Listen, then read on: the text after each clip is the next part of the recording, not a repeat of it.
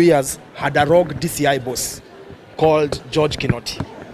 George Kinoti was behind the whole of this case, was behind the arrest. We tried to tell him both directly and on social media and even on your media platforms that this arrest was misguided.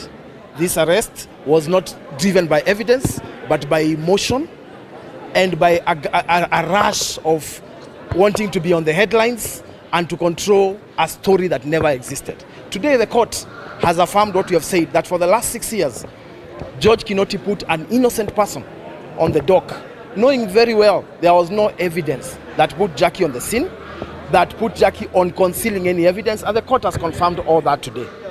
So we urge that in the future, those who are given the power to investigate and get the truth before parading people and destroying their career for 6 years. But for Jackie, she's now a phoenix. We wish her well as she rises above the ashes, and we will hold her hand so that she recovers and comes back to life. When George Kinoti got the evidence of the murder, he knew that it was not quote-unquote sexy enough to bring to court. So what did he do? He noticed that there was a girlfriend of the chief suspect who was involved and who would command attention and who would make headlines and who would sell a story that would last and capture the imaginations of Kenyans, even if the evidence did not show that. In fact, I challenge you, John Allen, go read the Mazingira issue, which is a DCI magazine of November 2021. George Kinoti was interviewed in that magazine and was asked, what about prosecution? He said, I don't care about prosecution, as long as people are arrested and charged in court and we get the headlines. That was George Kinoti, I'm quoting directly.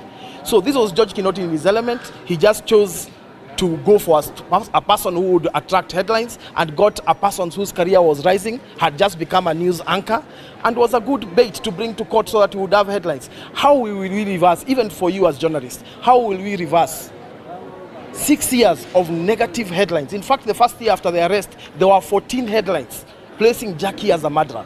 How, even if she came back to court and sued these guys, how is she going to reverse the negative publicity across the world that came out of it?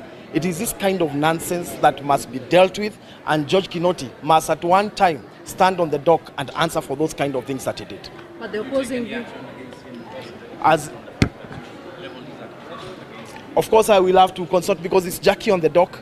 I will put my views to Jackie, and I hope that she will come back to court, and I really think I will put a good case to her to come back here and ensure that this kind of thing doesn't happen to anyone else ever again. This is a travesty, it is a tragedy, and it has slowed down the rise of a person whose career was at the top.